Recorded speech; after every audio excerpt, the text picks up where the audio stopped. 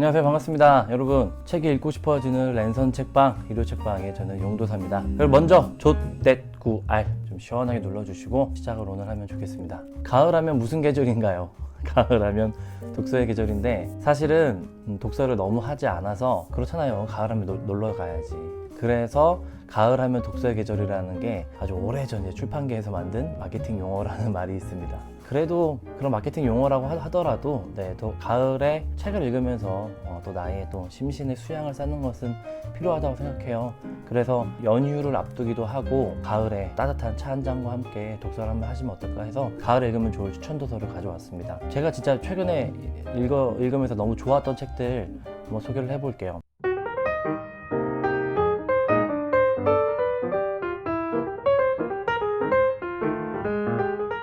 총 5권 가져왔는데 종이책 4권, 전자책 1권입니다. 먼저 첫 번째 책은 이 책입니다. 트랜센드.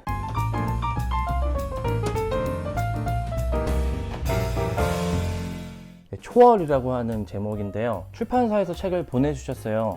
사실 협찬 관련된 메일이 꽤 있는데 제가 관심이 가지 않으면 정중하게 좀 이제 거절을 드리거든요. 왜냐면 뭐 배송비도 들고 또 책을 또 무료로 또 제공해 주시는 거라서 시청자분들, 일요 책방 지기분들한테 제가 자신 있게 권할 수 있지 않으면 사실 책을 이제 받지 않는데, 이 책은 너무 흥미롭고 너무 좋아서 가져왔습니다.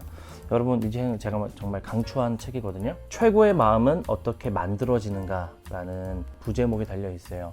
미국의 심리학자이자 인지과학자인 스콧 베리 카우프만이 쓴 책이고요. 여러분, 그 매슬로의 욕구 이론 아시나요? 피라미드로 된 욕구 이론, 뭐 예를 들면 뭐 경제경영 개발서라든지 교과서 같은 데서 아마 보셨을 거예요. 욕구의 어떤 기본부터 욕구의 가장 높은 단계까지. 그런데 놀라운 것은 그 매슬로우라고 하는 학자가 그 피라미드를 그린 적이 단 한 번도 없습니다.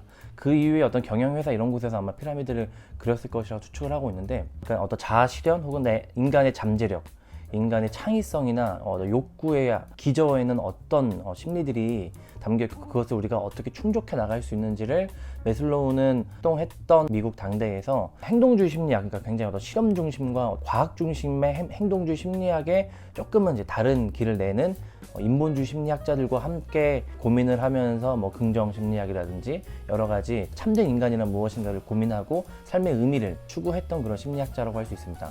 이 카우프만은 어떻게 보면 매슬로우 덕후라고 할 수 있을 것 같아요. 그러니까 이 인본주의 심리학자로서의 정체성을 잇는 학자로서 매슬로우를 굉장히 좀 존경하면서 매슬로우를 제대로 천착하고 살펴보니까 많은 사람들이 뭐 그냥 긍정주의 심리학자라고 폄하하거나 그냥 단순하게 그렸던 그 매슬로우가 얼마나 깊은 고민을 하고 그 매슬로우의 저작들이나 이런 것들 얼마나 좀 방대하게 펼쳐져 있는지를 저자의 최신 이론과 결합해서 흥미로운 과학적인 심리학서를 썼어요. 그래서 저는 굉장히 흥미롭게 좀 읽었고요. 저는 사실 심리학 책을 많이 읽지는 않거든요. 왜냐면 약간 처세술 느낌도 있고 이게 심리학서인지 뭐 자기계발서인지 모를 정도로, 물론 자기계발서가 다 뭐 안 좋다거나 그런 건 아니지만 저 개인적으로는 제 삶을 진짜 뒤흔들거나 제 생각을 바꾸거나 제 실천을 만드는 책들은 좀 더 무겁고 좀 더 진지한 책들인데, 이런 심리학서는 꼭 읽어봐야겠다 생각이 좀 들었습니다.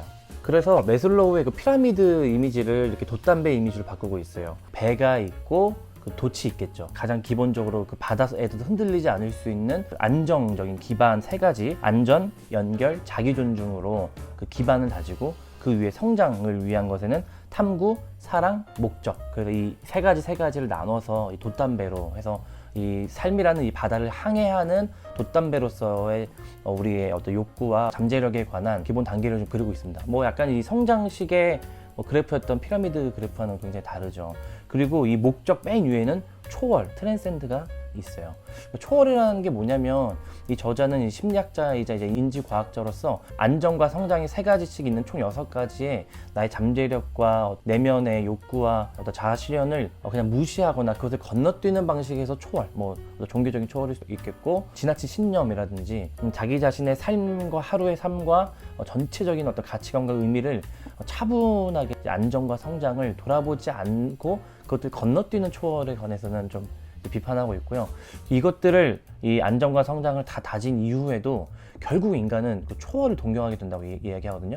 근데 여기에서 이 저자가 말하는 초월이라는 것은 이 현실 너머의 무슨 뭐 이데알을 바라보는 초월 그런 것이 아니라 다른 사람과의 연결, 타인을 돕기 위한 어떤 이타적인 삶, 그리고 이 세계와 사회에 이바지할 수 있는 나의 목적, 나의 어떤 그런 신념, 이런 것을 초월이라고 좀 정의를 하고 있어요.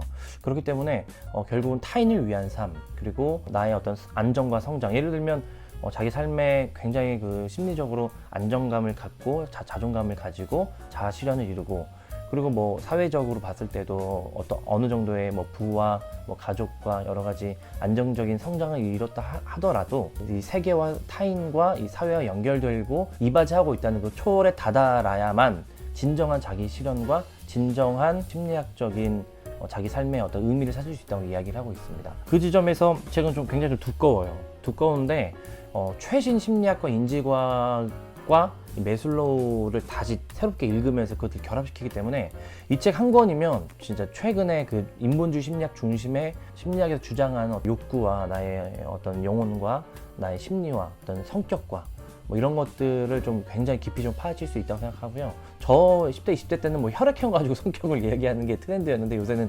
MBTI가 진짜 어떤 마케팅 뭐 트렌드이기도 하고, 뭐 아무나 다 이제 MBTI 이야기 하잖아요. 근데 훨씬 더 깊이 들어가서 나라는 사람의 안정과 성장, 그리고 결국은 이 타인과 세계와 연결될 수 있는 초월을 고민하고 싶으신 분들은 이 책을 꼭 한번 살펴보셨으면 좋겠어요.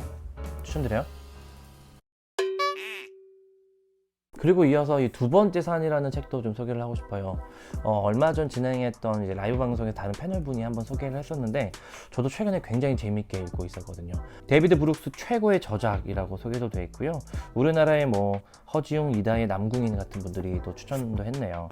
데이비드 브룩스는 베스트셀러 저자이자 뭐 뉴욕타임스 칼럼니스트로 그냥 유명한 사람이죠. 우리나라에도 인간의 품격, 소셜 애니멀 이런 책들은 굉장히 유명하고 많이 읽힌 것 같아요. 저는 이 책으로 처음 읽었는데, 삶은 혼자가 아닌 함께의 이야기다 이렇게 되어 있습니다. 그러니까 인간이 결국은 첫 번째 산, 개인주의적인 산을 오르고 난다면 그 이후에는 결국은 누군가와 관계되어 있는, 함께 동반하는 두 번째 산을 가야만 한다 이렇게 얘기를 하고 있는 것 같아요. 그래서 개인주의에서 관계주의로 넘어가는, 공동체에도 강조를 하는데 그것들을 관계주의로 얘기를 하고 있습니다. 익숙했던 이야기일 수도 있는데 베스트셀러 작가답게 굉장히 다양한 자료들과 자기의 어떤 그 스토리텔링을 통해서 처음부터 끝까지 진짜 빨려 들어가게 이야기를 좀 제시하고 있어요. 그리고 제가 이 책이 흥미로웠던 이유는 후반부에 함께, 그러니까 두 번째 산을 오르는 이 관계주의에서 자신이 어떻게 유대 기독교 신앙을 다시 좀 찾게 됐는지, 유대 기독교 신앙 안으로 들어가게 됐는지를 좀 이야기하고 있거든요. 내 삶의 의미와, 그리고 내가 어떻게 이 세계와 타인과 관계를 맺고 살아가야 할지, 그리고 혹은 지금 나는 혼자 잘 살았다 생각하는데 순간순간 굉장히 외롭거나 고독하거나 우울하거나 삶의 의미를 못 찾겠는 그런 분들은 이 책이 저는 도움이 될 거라고 생각해요. 그래서 꼭 뭐 종교 이야기를 떠나서도 한 사람이 어떻게 자기의 삶에서 혼자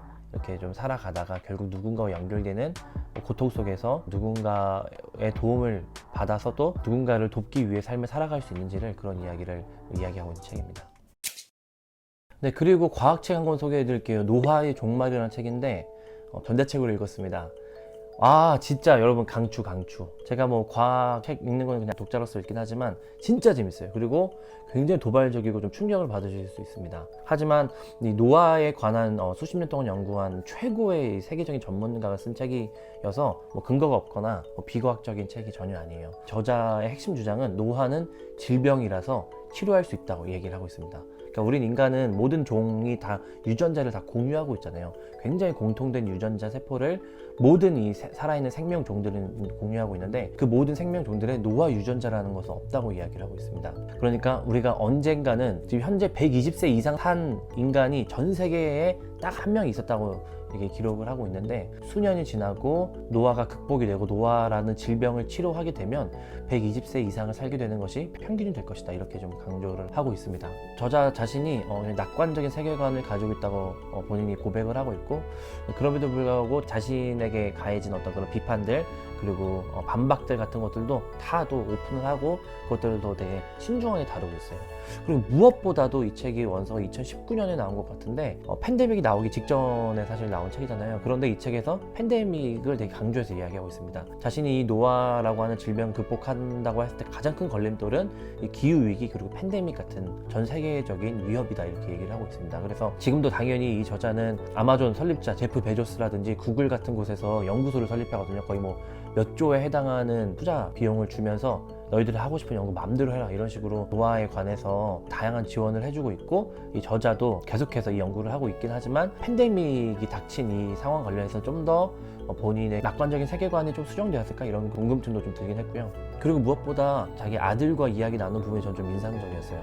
아들이 이제 10대 후반의 이제 학생인데, 이 학생은 온난화, 기후 위기라고 하는 것을 굉장히 좀 심각하게 받아들이면서 실천하고 이 세계의 어떤 정의 같은 것에 관심이 많은 이제 아들입니다. 그 아들과 대화를 할 때 아버지를 굉장히 좀 심하게 이제 비판을 해요. 아버지처럼 노화를 극복할 수 있다고 하는 사람들에 의하면 결국 이 세계 불평등과 이 기후 위기로 인한 굶주리는 사람들은 계속 굶주리고 더 정의롭지 않은 세계가 이어지는 것 밖에 더 되겠느냐 이런 이야기를 하면서 그날 밤 잠을 못 자는 이런 이야기도 좀 하고요. 이 저자분이 세계적인 이 노화에 관한 전문가이자 과학자인데 진짜 사기 캐릭입니다. 좀 약간 배가 아파요. 글도 너무 잘 쓰고 스토리텔링도 너무 좋습니다. 그래서 처음부터 끝까지 굉장히 빨려 들어가면서 읽으실 거고요. 좀 맨 처음에는 이 노화에 관한 이론적인 이야기를 하기 때문에 좀 어려울 수는 있지만 중간중간 계속해서 다양한 유익한 TMI들을 이야기하기 때문에 이 책은 진짜 꼭 읽어보셨으면 좋겠어요. 진짜 강추. 그리고 신학 서적도 한 권 당연히 읽었습니다. 최근에 독서 모임에서 이제 딱 읽은 따끈따끈한 신간인데요. 바울과 믿음 언어라고 하는 책입니다. 니제 구타라고 하는 이제 신학자가 쓴 책이에요. 바울이 자신이 저술한 신약 성경에서 믿음이라고 하는 그 용어를 헬라어 피스티스로 썼거든요. 단어의 용례와 용법을 그 당시에 쓰였던, 그러니까 1세기에 바울이 활동했던 당시에 쓰였던 맥락을 쫙 다 살펴봅니다. 그것이 종교적인 믿음, 예를 들면 지적 동의로만 쓰여진 게 전혀 아니고 군사적인 협의, 그리고 로마인이 노예를 도와주는 그런 후견인 제도도 있었고, 어떤 한 사람을 평생 좀 책임지면서 결국 그 사람을 자유인으로 해방시켜주는 이런 여러 가지 후견인 제도들이 있었고, 그 상호 충성과 신실한 관계, 그리고 신뢰, 그런 것들이 일반 문서 같은 곳에서도 이 피스티스를 굉장히 많이 썼다는 것을 좀 강조를 하면서, 영어 성경도 그렇고 우리나라에서도 대부분은 그냥 이 믿음, 믿는 것, 혹은 우리들의 정서로는 지적 동의로서 믿음이 많이 사용되고 있는 것을 지적하고 있어요. 그래서 지적 동의가 다가 아니고, 예를 들면 우리는 그렇게 생각하는 경우가 있거든요. 저도 어렸을 때 예수님 믿으면 이제 구원받는다라고 했을 때, 그러면 팽팽 놀다가 맨 마지막에 죽기 직전에 예수님 믿어요 하면은 구원받는 거 아닌가 그런 생각을 했는데, 이 저자가 연구한 바에 의하면 그거는 믿음이 전혀 아닌 거죠. 평생에 걸친 어떤 신뢰 관계, 그리고 신실한 행위, 이런 것들이 믿음, 피스티스 안에 이미 다 들어가 있습니다. 그래서 충성스러운 실천 같은 것도 다 담겨 있기 때문에 우리가 이 생각하는 이 믿음이 굉장히 좀 달라요. 우리가 어떤 이 신앙적으로 이 그리스도교 안에서 예수님을 믿는다고 할 때 그 믿음이 도대체 무슨 의미인지를 좀 성경적으로 살펴보고 싶으신 분들은 이 책을 꼭 한번 읽어보셨으면 좋겠고, 이 책을 읽고 난 다음에는 믿음에 대한 생각이 진짜 많이 달라질 수밖에 없어요. 그래서 제가 믿습니다 라고 할 때 그 믿음이 최소한 3가지를 포함한다는 것을 알게 됩니다. 인지적인 믿음으로서의 믿음이 있겠고요, 그리고 실천적인 신실함이 있겠고, 관계적인 신뢰가 있을 수 있습니다. 믿음, 신실함, 신뢰, 이 3가지가 다 헬라어 피스티스 안에 들어가 있다는 것을 좀 인지를 하고 좀 살아가고 신앙생활을 하고 좀 사유를 할 수 있으면 좋겠다는 생각이 좀 들었습니다. 마지막으로 이 책도 읽었습니다. 침묵의 기술. 이거는 오래된 구간이고요. 1700년대를 살았던 이제 수도사예요. 조제프 앙투안 투생 디누아루라고 하는 이 세속 사제로 불렸던 문필가이기도 하고 가톨릭 사제였는데요. 이 사람이 침묵에 관해서 썼습니다. 이거는 아마 유명한 책이기 때문에 읽어보신 분들 계실 텐데, 이 가을날에 읽기 굉장히 좋은 책인 것 같고, 저도 담아뒀다가 이번에 좀 새롭게 좀 읽고 있습니다. 그래서 침묵에 관해서 다양한 이제 이야기를 하고 있어요. 그래서 비겁한 침묵도 있고, 거룩한 침묵도 있고, 용감한 침묵도 있고, 그리고 넘쳐나는 이 허언과 말들 사이에서 우리가 왜 침묵해야 되는지를 짧지만 뼈 때리게 임팩트 있게 제시하는 이런 글들이 좋습니다. 여백도 많고요. 좀 시적인 이런 느낌이 좀 있어요. 그래서 편하게 쉽게 그냥 자기 전 혹은 그냥 잠시 쉴 때 읽기에 아주 좋은 책이 아닌가 싶고요. 진짜 여러분 얼마나 이 정보화 시대, 얼마나 넘쳐나는 이 정보 쓰레기, 정보 휴지통의 시대에 살고 있잖아요. 이 책 읽고 난 다음에는 일단 말과 글의 침묵, 이 2가지 침묵을 강조하고 있는데, 저는 일단 글의 침묵은 좀 실천하고 있는 편이긴 하고, 말의 침묵도 다양한 상황에서 내가 좀 해야겠다 이런 생각을 좀 하고 있습니다. 몇 가지 부분 한번 잠깐 읽어봐 드릴게요. 침묵의 12번째 원칙 이렇게 되어 있네요. 용감한 사람의 본성은 과묵함과 행동에 있다. 양식 있는 사람은 항상 말을 적게 하되 상식을 갖춘 발언을 한다. 그리고 8번째 원칙도 있습니다. 지켜야 할 비밀이 있을 때에는 아무리 입을 닫고 있어도 지나치지 않다. 그러할 때 침묵은 넘칠수록 좋다. 신중한 침묵이 있고 교활한 침묵이 있다. 아부형 침묵이 있고 조롱형 침묵이 있다. 감각적인 침묵이 있고 아둔한 침묵이 있다. 동조의 침묵이 있고 무시의 침묵이 있다. 정치적 침묵이 있다. 신경질적이고 변덕스러운 침묵이 있다. 제가 명언들이 굉장히 많습니다. 침묵에 관한. 그래서 내가 좀 말을 좀 닫고 약간 침묵을 내가 어떻게 할 수 있을까를 고민하시는 분들은 이 책을 꼭 한번 읽어보시면 좋을 것 같습니다. 네, 여러분 오늘은 이렇게 5권의 책들을 솔직하게 최근 읽은 책들을 좀 소개를 해드렸어요. 여러분도 가을에 좀 주목하고 있는 책들 알려주시면 저도 꼭 살펴보도록 하겠고요. 저는 이 환절기 때마다 비염으로 고생하고 있습니다. 그래서 오늘도 좀 코맹맹이 소리라든지 제가 라이브든 뭐 영상이든 코를 만지고 훌쩍거리는 게 좀 많은데 죄송하고 제 건강관리 잘해서 좀 더 시원한 목소리와 건강한 모습으로 돌아오도록 하겠습니다. 그럼 여러분 또 다음 주 일요일날 만나요. 안녕. 조태꾸알.